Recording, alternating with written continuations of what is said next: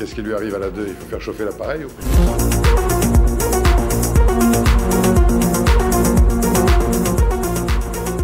Ben c'est intéressant avec le corps, parce que finalement, vous avez raison, au début, c'est toujours pareil qu'il y avait les éléments de langage. Tout le monde s'appuyait sur le corps. Tout le monde, enfin, la classe politique s'appuie sur le corps. Du moins, la Macronie s'appuyait sur le corps en disant attention, vous voyez bien que ça commence à poser problème. Et puis, quand le corps a commencé à faire 4 hypothèses, parce que je crois que c'est 4 hypothèses qui sont mises en avant par le corps, eh ben, finalement, on s'est rendu compte que la réforme des retraites, concrètement, on pouvait un peu s'en passer. D'où un équilibre qui pourrait être retrouvé naturellement, notez bien, naturellement, vers 2070, bien entendu, avec un déficit de quelques 10 ou 12 millions d'euros, je crois, milliards d'euros, pas 12 milliards d'euros, pardon. Donc, maintenant, le gouvernement a commencé à dire, Elisabeth Borne, sur la dernière prise de parole du patronage du corps, bien entendu par son président, on va l'appeler comme ça pour faire vite, et bien là, ils ont commencé à crisser des molaires, comme disent nos copains québécois, parce que finalement, le corps va à l'encontre, finalement, et va détruire consciencieusement, scrupuleusement, toute la propagande de l'enfumage, je reprends votre terme, du gouvernement depuis un mois. Donc là, ça commence à poser problème. Voilà, et même, c'était rigolo, regardez, juste une assertion là-dessus. Il y a une la séquence a été publiée sur Public Sénat, vous savez, cette chaîne parlementaire.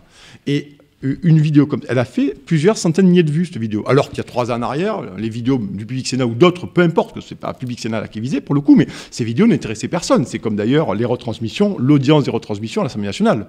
Depuis 2019, elles sont très suivies. Vous avez des retransmissions qui font des milliers de vues. Donc tout ça pour dire que finalement, le gouvernement se retrouve bien embêté parce que le corps commence à contredire littéralement l'idéologie, parce qu'il va contre l'idéologie du gouvernement. Parce qu'on va en parler. La réforme des retraites, ce n'est qu'une idéologie dans laquelle le gouvernement et Emmanuel Macron, surtout, est absolument incarcéré. Donc, il n'y a plus moyen de débattre. Tout ça. Voilà. Donc, on est vraiment là-dessus. Oui, c'est un enfumage parce que, pas par le corps, mais par le gouvernement qui, aujourd'hui, se retrouve pris à son propre jeu. Voilà. C'est la brutalité. C'est la brutalité. Mais ça correspond, vous savez, à ce qu'on sait tous. Emmanuel Macron, ceux qui sont analphabètes, il faut traverser la rue pour trouver du travail, ceux qui ne sont rien. Enfin, les Français qu'on emmerde, tout à fait. Et là, c'est à peu près pareil. Donc, Emmanuel Macron, parce que Elisabeth Borne ne s'est pas levée dimanche matin pour dire, tiens, je vais dire que c'est non négociable. Ça ne vient pas d'Elisabeth Borne, elle ne va pas se permettre.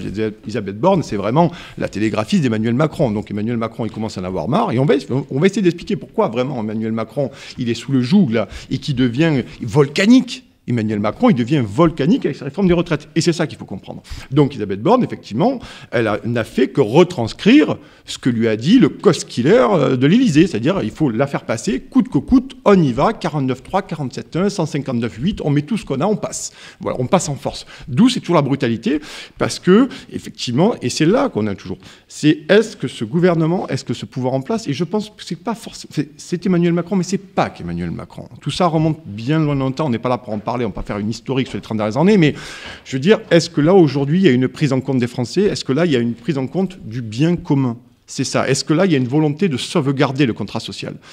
Tout est la question. Et c'est là qu'on peut commencer à parler de caste. Voilà. Donc, la brutalité de la caste, pour faire passer cette réforme des retraites, elle est quand même assez intéressante à analyser, mais effrayante pour bien des millions de Français, et surtout pour l'avenir de la politique.